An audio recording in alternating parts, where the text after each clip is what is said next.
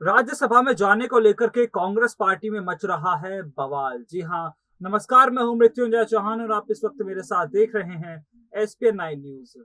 राज्यसभा में जाने को लेकर कांग्रेस पार्टी के टिकट वितरण होता है और कांग्रेस पार्टी में टिकट वितरण किया जाता है तो उसमें कई बड़े नाम पीछे छूटते हुए नजर आते हैं। जहां ऐसा देखा जाता है कि कांग्रेस के नेता पवन खेड़ा का नाम भी इस लिस्ट में शामिल नहीं था और पवन खेड़ा का नाम शामिल ना होने की वजह से कहीं ना कहीं उन्होंने अपनी नाराजगी तो जता दी, लेकिन उसके बावजूद भी कांग्रेस पार्टी का बचाव करते हुए नजर आए। कांग्रेस पार्टी का बचाव करते हुए उन्होंने कई बड़ी बातें ट्विटर पर लिखी और अपना एक वीडियो पोस्ट कर भी इसके बारे में जानकारी दी। ट्विटर पर अपने प्रतिक्रिया देते हुए उन्होंने लिखा कि मेरी विचारधारा, हमारी यानी कि कांग्रेस पार्टी की विचारधारा अलग है। हम अपने निजी हितों को छोड़कर पार्टी के लिए और अपनी विचारधारा के लिए काम करना चाहते हैं। तो वहीं ऐसा देखा गया कि पार्टी में जिस तरह से काम किया जा रहा था उसको लेकर के भी थोड़ी बहुत नाराजगी उनके अंदर आई और उन्होंने कहा कि शायद मेरी ही तपस्या में कोई कमी रह गई जिसकी वजह से ऐसा हुआ। हालांकि जब से उनको राज्यसभा का टिकट नहीं मिला है उसके बाद उन्होंने एक वीडियो भी पोस्ट किया है और उस वीडियो में उन्होंने क्या कुछ कहा है, चलिए आपको सुनवाते हैं। साथियों, आप सबको बहुत बहुत शुक्रिया। आपने मेरी हौसला अफजाई की, अच्छी अच्छी बातें कही, सोचने पर भी मजबूर किया। हम क्या पद की लड़ाई लड़ रहे हैं? हमारी महत्वाकांक्षा क्या है? किसी पद पर आ जाना नहीं। हमारी महत्वाकांक्षा है कांग्रेस के विचारधारा के अनुसार अंतिम व्यक्ति के हक की लड़ाई लड़ना और उस जहरीली विचारधारा को परास्त करना। आप लोग हजारों की संख्या में रोज सुबह से शाम तक बिना किसी पद के लड़ रहे हैं।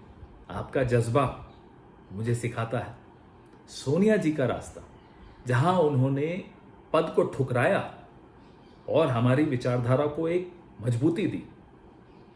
यह दो प्रेरणा हमारे पास हैं, तो हमें क्यों घबराना किसी बात से? हम अंधे नहीं हो सकते अपनी निजी महत्वाकांक्षा को लेकर। हम भावनाओं में भी नहीं बह सकते। That's a luxury. To get carried away by personal ambition or to get carried away by emotion is a luxury we can't afford. यह लड़ाई लंबी है, हमारी विचारधारा की लड़ाई है। और हरिवंश राय बच्चन कहते थे, जलने से भयभीत न जो हो आए मेरी मधुशाला। आइए कंधे से कंधा मिलाकर लड़ें, अपनी विचारधारा को मजबूती दें और उस जहरीली विचारधारा को हराएं। यह संभव है। जय हिंद, जय कांग्रेस।